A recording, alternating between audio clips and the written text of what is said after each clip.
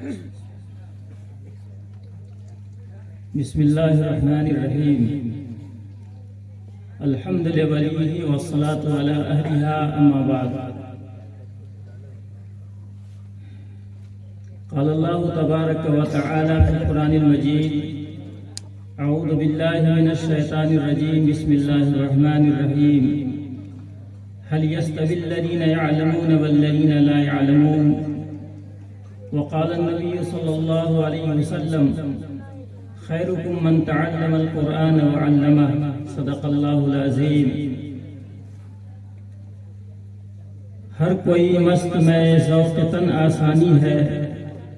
ہر کوئی مست میں ذوق تن آسانی ہے، تم مسلمان ہو یہ انداز مسلمانی ہے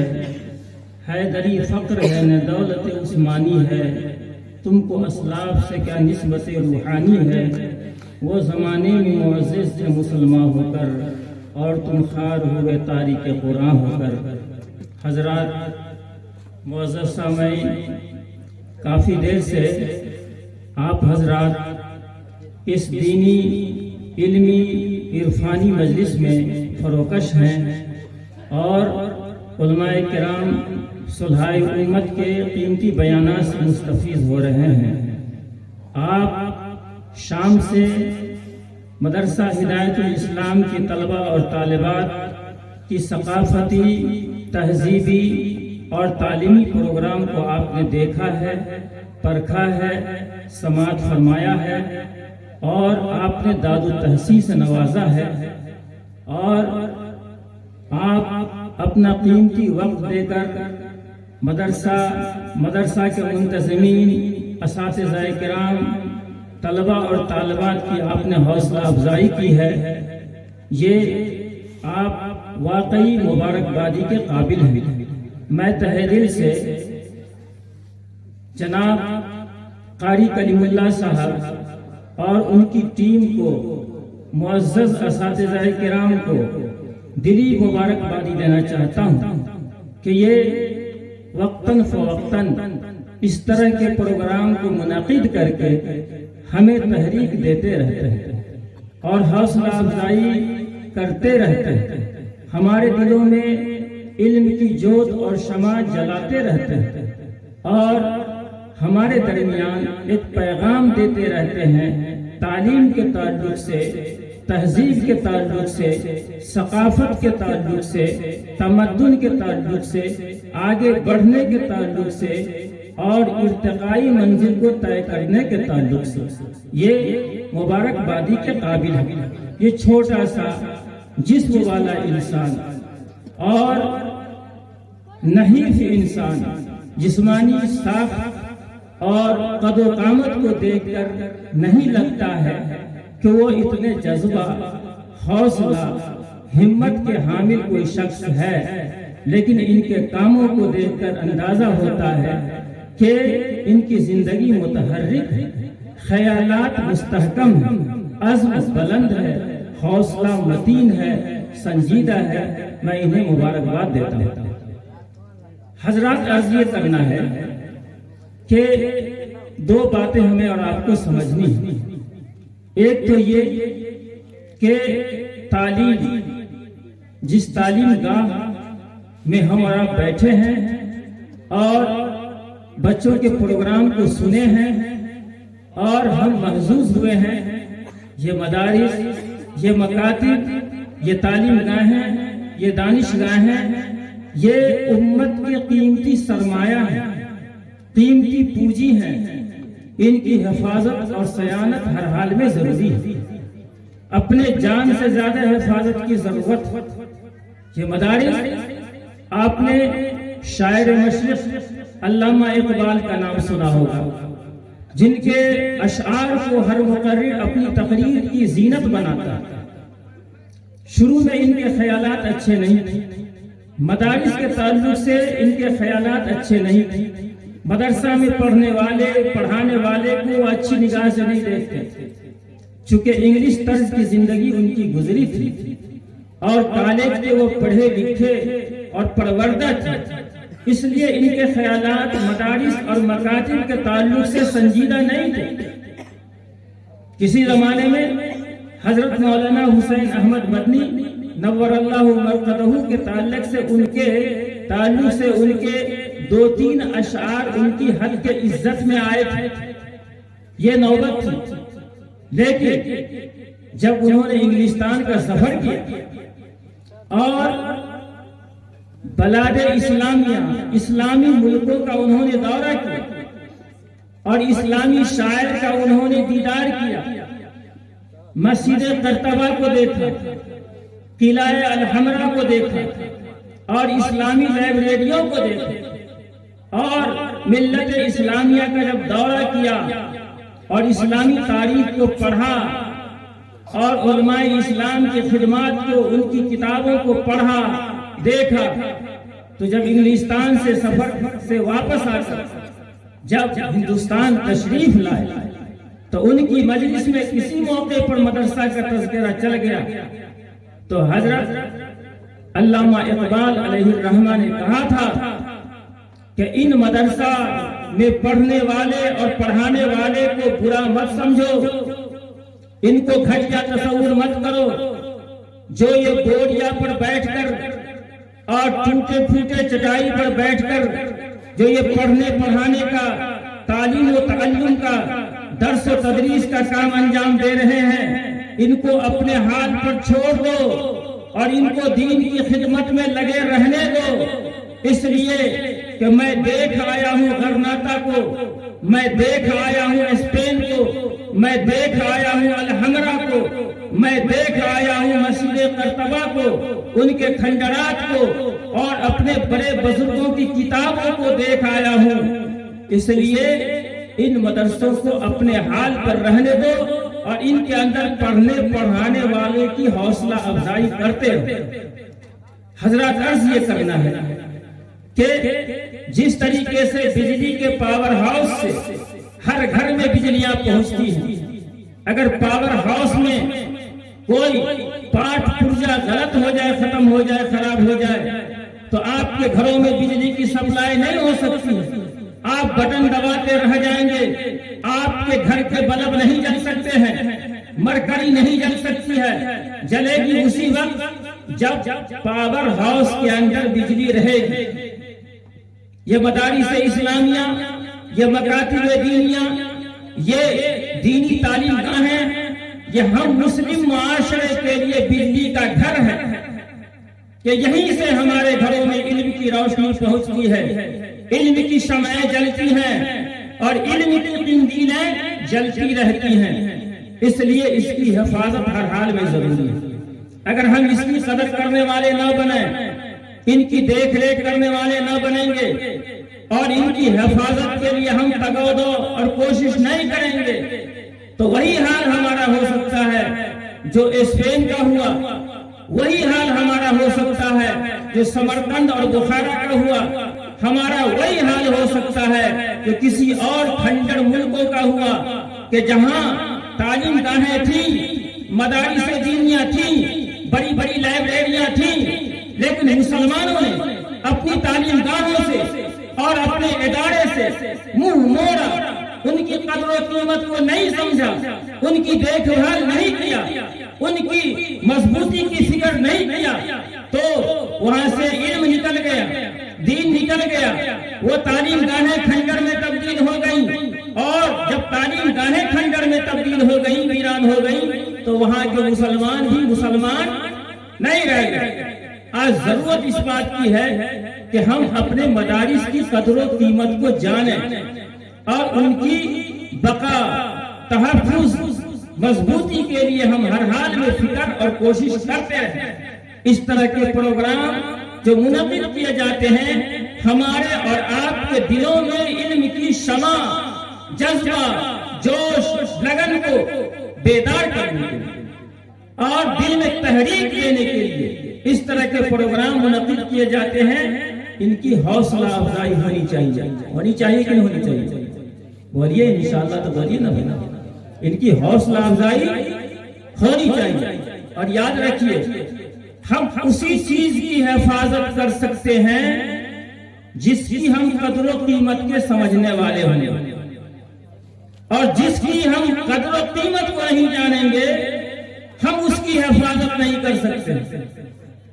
ہماری ماں اور بہنیں جو کان میں زیور پہنتی ہیں، گلے میں ہنسلی پہنتی ہیں اور نہ جانے کون کون سا زیور پہنتی ہیں، ان کی حفاظت کتنی کرتی ہیں؟ سوچئے، جان سے زیادہ حفاظت کرتی ہیں کہ نہیں؟ اور وہ لوگ جو روپیہ پیسہ کو گن کر رکھتے ہیں، تجوری میں بند کرتے ہیں اور حفاظت سے رکھتے ہیں، ان کی حفاظت، ان نوٹوں روپیہ پیسے کی حفاظت کتنی کرتے ہیں؟ حد سے زیادہ کرتے ہیں، جان پر کھیل جاتے ہیں، لیکن سونا چاندی روپیہ پیسہ کی حفاظت ہر حال میں کرتے ہیں، لیکن علم کی حفاظت نہیں کرتے۔ کیوں نہیں کرتے؟ اس لیے کہ علم کی قدر و قیمت کو ہم نہیں سمجھتے۔ جس نے سمجھا، جب مسلمانوں نے علم کی قدر و قیمت کو سمجھا، اس کی حفاظت کے لیے جان کی بازی لگا دیا اور ہر حال میں علم حاصل کر کے رہے، ہزاروں لاکھوں اشرفیہ خرچ کر کے اپنے بچے کو پڑھایا، اور جب شوہر نے پوچھ لیا بیوی سے کہ میں نے جو تم کو 30,000 اشرفیہ رکھنے کے لیے امانت کے طور پر دیا تھا، وہ روپیہ تم نے کیا کیا؟ تو بیوی نے کہا کہ یہ سامنے جو آپ کا لڑکا عالم دین ہے، اسی کے پڑھنے پڑھانے پر، اسی کی تعلیم و تربیت پر میں نے 30,000 روپیہ خرچ کر دیا۔ کیا 30,000 روپیہ خرچ جو میں نے کیا آپ کے اس لڑکے کو عالم دین بنانے پر، کیا میں نے کوئی غلط کام کیا؟ تو شوہر نے جب یہ سنا کہ میری بیوی نے 30,000 اشرفیہ میرے لڑکے کے پڑھانے اور اس کو عالم دین بنانے پر خرچ کر دیا ہے، تو مورخین لکھتے ہیں کہ فرخ یہ سن کر، باپ یہ سن کر، جس طریقے سے مور خوشی کے عالم میں بن کے اندر ناچنا شروع کر دیتا ہے، اسی طریقے سے فرخ ناچنے لگا اور ناچ کر کے کہنے لگا واللہ ما زیاتی یا ام ربیہ، اے ربیہ کی ماں، اگر تو نے اپنے بیٹے کے اوپر 30,000 اشرفیہ خرچ کر دیا اور اس کو عالم دین بنا دیا، تو خدا کی قسم تم نے 30,000 روپیہ کو ضائع نہیں کیا، 30,000 روپیہ ضائع نہیں کیا، تم نے 30,000 روپیہ میں بہترین سودا کیا۔ کیوں؟ اس لیے کہ ماں اور بہنیں اور اس وقت کے انسان علم کی قدر و قیمت کو جانتے تھے۔ آج ہمارے دلوں سے علم کی قدر و قیمت نہیں نکل گئی، ہم نہیں سمجھتے کہ پڑھنا پڑھانا کیا، کتنی اہمیت کا حامل ہے۔ ایک شخص کہتے ہیں قدر ظاہر شاہ دانت یا بدانت جوہری، روپیہ کی، چاندی اور اشرفی اور جوہر کی قدر یا تو بادشاہ جانتا ہے یا جوہری جانتا ہے، عام آدمی نہیں سمجھتا۔ ایک شخص جیسے یہاں ہاٹ لگتا ہے، جیسے یہاں ہاٹ لگتا ہے، بازار لگتا ہے، اسی طرح کے ہاٹ لگ رہا تھا ایک جگہ، تو آپ دیکھتے ہیں کہ ہاٹ ہفتہ میں 2 دن لگتا ہے، تو لوگ اپنی اپنی جگہ متعین کر لیتے ہیں کہ ہم کو یہاں بیٹھنا ہے۔ تو ایک شخص تیل بیچا کرتا تھا، تیل بیچتا تھا، تو کا چیز پر تیل بیچتا تھا؟ ایک پتھر لے کر وہ رکھ دیتا تھا، اسی پتھر پر بیٹھ کر کے وہ تیل بیچا کرتا تھا۔ لوگ آتے 4 آنا 8 آنا کا تیل اس سے خریدتے، وہ ہاٹ کے دن تیل بیچ کر وہ بیچارہ اپنا گزر بسر کیا کرتا تھا، اور اسی طریقے سے اس کی زندگی کی گاڑی چلتی تھی۔ وہ 2-4 کلو تیل لا کر بیچتا اور اس سے جو ہے اپنی گزر بسر کیا کرتا تھا، اور پھر جب ہاٹ ختم ہوتا شام کو تو اس پتھر کو اٹھا کر کسی کنارے پر رکھ دیتا، اور پھر جب دوسرے مرتبہ ہاٹ آتا تو پھر اس پتھر کو لا کر بیٹھ کر اس پر تیل بیچا کرتا تھا۔ کہتے ہیں کہ ایک جوہری تیل خریدنے کے لیے بازار گیا، تو اسی پتھر پر بیٹھ کر تیل بیچنے والے کے پاس گیا اور کہا کہ مجھے 1 روپیہ کا تیل دے دو۔ وہ تیلی 1 روپیہ کا تیل ناپنے لگا، اسی بیچ اس جوہری کی نگاہ اس پتھر پر پڑ گئی جس پتھر پر بیٹھ کر وہ تیل بیچنے والا تیل بیچتا تھا، تو پہچان گیا کہ جس پتھر پر بیٹھ کر یہ تیل بیچ رہا ہے، یہ تو پتھر نہیں ہے، یہ تو پارس ہے۔ کیا ہے؟ یہ تو پارس پتھر ہے جس کی بہت قیمت ہے، اور یہ شخص اس پارس پتھر کو پتھر سمجھ رہا تھا اور اس پر بیٹھ کر وہ تیل بیچا کرتا تھا اور غربت کی زندگی گزارا کرتا تھا، جبکہ اس پارس پتھر کی قیمت لاکھوں اور کروڑوں میں تھی۔ تو اس جوہری نے کہا بڑے پارس پہ بیچے تیل، بڑے پارس پہ بیچے تیل، دیکھو بھیا کرم کا کھیل، ایک پارس پتھر پر بیٹھ کر یہ تیل بیچ رہا ہے، چھوٹی سی تجارت کر رہا ہے، غربت کی زندگی گزار رہا ہے، اور جس پتھر پر بیٹھا ہوا ہے وہ تو کروڑوں روپیہ کا پتھر ہے۔ قسمت کا کھیل دیکھو کہ نہ پہچاننے کی وجہ سے اس کی قدر و قیمت کو نہیں جانتا۔ آج ہمارے معاشرے میں جا بجا مدارس قائم ہیں، مکاتب قائم ہیں، علماء پڑھاتے ہیں، حفاظ قرآن پڑھاتے ہیں، مفتیان اعظام پڑھاتے ہیں، سستی تعلیم مدارس اسلامیہ کے اندر دی جاتی ہے، بہت کم خرچہ پر تعلیم دی جاتی ہے۔ 5,000 6,000 7,000 کتنی تنخواہیں ہوتی ہے کہ نہیں ہوتی؟ اور اسکول میں چلے جائیے 30,000 40,000، ہائی اسکول میں 50,000 60,000 لاکھ روپیہ تک تنخواہیں ملتی ہیں، اور مدارس اسلامیہ میں مکاتب دینیہ میں 7,000 6,000 10,000 کے اندر میں ان کی تنخواہیں ہوتی ہے، اور 24 گھنٹہ ان کو پڑھانا پڑتا ہے، لوگوں کی باتیں سننی پڑتی ہے، کڑوی کسیلی سہنی پڑتی ہے،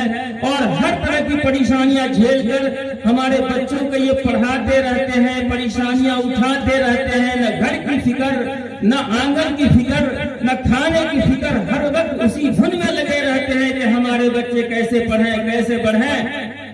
تو بتائیے کہ یہ کتنا بڑا کام کر رہے ہیں، ان کی کتنی عزت ہونی چاہیے، کتنی پذیرائی ہونی چاہیے، لیکن ہم لوگ نہیں سمجھتے۔ اس لیے ضرورت ہے کہ ہم ان کی قدر و قیمت کو سمجھیں۔ ہارون رشید بادشاہ گزرا ہے، بہت بڑا بادشاہ گزرا ہے، کتنا بڑا؟ لکھا ہے کہ ہارون رشید ایک مرتبہ اپنے چھت پر تھا، محل کی چھت پر، محل کی چھت پر بیٹھا اور سیر کر رہا تھا، ٹہل رہا تھا، اور اس کے ساتھ میں اس کی بیوی ملکہ زبیدہ بھی تھی۔ تو دیکھا کہ آسمان سے بادل اڑا ہوا چلا جا رہا ہے۔ ہارون رشید نے بادل کی طرف دیکھا اور دیکھ کر کہا کہ اے بادل تو کہیں بھی جا کے برس جا، تو کہیں بھی جا کے برس جا، تمہارے برسنے کی وجہ سے جو پیداوار ہوگی اس کا ٹیکس اور مال گزاری میرے ہی خزانے میں آئے گا۔ یعنی اتنا بڑا بادشاہ اور اس کی سلطنت اور حکومت اتنی عظیم الشان پھیلی ہوئی تھی کہ اگر بارش کہیں بھی ہو تو اسی کی سلطنت میں بارش ہو۔ اتنا بڑا بادشاہ جب اپنے دونوں صاحبزادے کو پڑھانا چاہا، ایک کا نام امین اور دوسرے صاحبزادہ کا نام مامون، ان دونوں صاحبزادے کو پڑھانے کے لیے جب دل میں خیال آیا تو کسی کالج کا رخ نہیں کیا، کسی یونیورسٹی کا یا کسی بڑے انجینئر کے پاس تعلیم دینے کی فکر نہیں کیا، بلکہ اپنے دونوں صاحبزادے کو اس وقت کے جو امام ادب تھے، امام اصمعی رحمت اللہ علیہ، ان کے پاس رکھا اور جا کر کے کہا کہ حضرت آپ ہمارے ان دونوں صاحبزادے کو ادب اور تہذیب کی تعلیم دیجیے۔ تعلیم مقرر کیا، استاذ مقرر کیا، تعلیم ہونے لگی دونوں صاحبزادے۔ کہتے ہیں کہ دونوں صاحبزادے کا یہ عالم تھا کہ جب تعلیم جب حاصل کرتے اور جب استاد وضو کرنے لگتے تو یہ دونوں صاحبزادے لڑ پڑتے۔ کس لیے لڑ پڑتے؟ اس لیے لڑ پڑتے کہ میں اپنے استاذ محترم کے پاؤں کا جوتا میں نکالوں گا۔ ایک لڑکا کہتا کہ میں نکالوں گا اور دوسرا کہتا کہ میں نکالوں گا۔ سوچئے استاذ کی کتنی قدر و قیمت، کتنی عزت ہے، بادشاہ کا لڑکا ہے، دھن دولت کی کوئی کمی نہیں ہے، عزت و عظمت کی کوئی کمی نہیں ہے، عیش و آرام میں کوئی کمی اس کو نہیں ہے، بالکل ناز و نعمت کا پلا ہوا دونوں صاحبزادہ، शहजादा एक अदना से बोरिया पर बैठकर पढ़ाने वाले उस्ताद के सामने ये जानुए तहे हुए हैं और अपने घुटना टेके हुए हैं। उस्ताद जब वुजू करने के लिए बैठते हैं तो ये दोनों साहबजादे लड़ पड़ते हैं कि मैं अपने उस्ताद के पांव से जूता मैं निकालूंगा। ये कहता है कि मैं निकालूंगा। बादशाह की निगाह एक दिन पड़ गई। बादशाह नाराज नहीं हुआ, ये नहीं नाराज हुए कि मेरे लड़के से मेरे बच्चे के उस्ताद पांव से जूता निकलवाता है, बल्कि खुश हुआ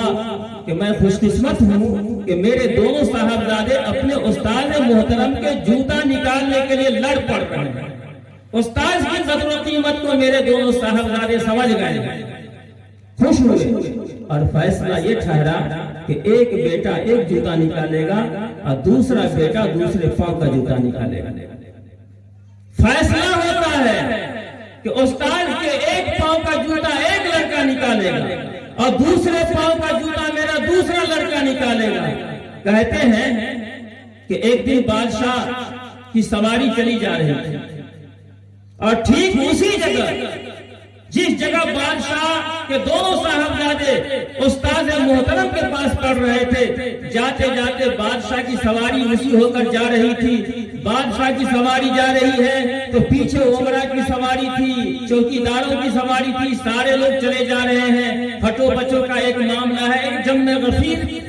चले जा रहे हैं। वहां जब बादशाह पहुंचते हैं तो उसी असना में क्या देखते हैं कि उस्ताद मोहतरम वुजू फरमा रहे हैं और बादशाह का एक लड़का हाथ से पानी बहा रहा है और उस्ताद मोहतरम अपने हाथ से अपने पांव को धो रहे हैं, अपने चेहरा को धो रहे हैं। बादशाह अपनी सवारी को रोक देता है।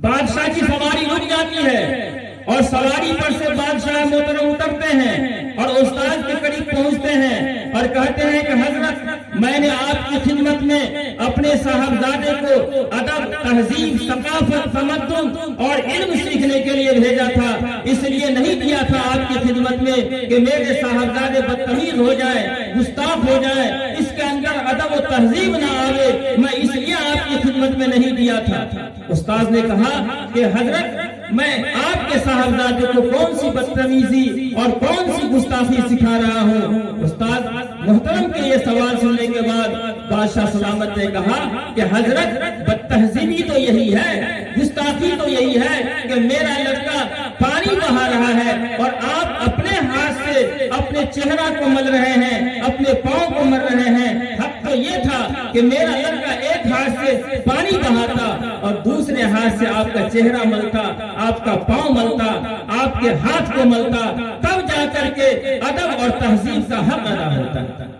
उस्ताद की कदर कीमत जब जाने, जब ही ना हमारे बच्चों के अंदर तहजीब आएगी, तमद्दुन आएगा, सकाफत आएगी और अदब करने का जज्बा पैदा होगा और हम उसकी कदर कीमत को समझने वाले हो जाएंगे। आज हमारे मुआशरे में इल्म की नाकदरी इसी वजह से हो रही है कि हम असातिज़ा की कदर करना नहीं जानते और असातिज़ा की कदर करना नहीं जानते तो हमारे दिलों के अंदर, हमारे मुआशरे में, हमारे घरों में इल्म नहीं आ पा रहा है और इल्म को फरोग नहीं मिल रहा है और हमारे बच्चे पढ़ भी लेते हैं तो उस्ताद की नाकदरी करने की वजह से आगे बढ़ नहीं पाते।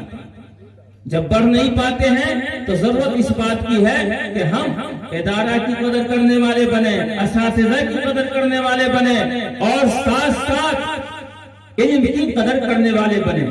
आप सुने होंगे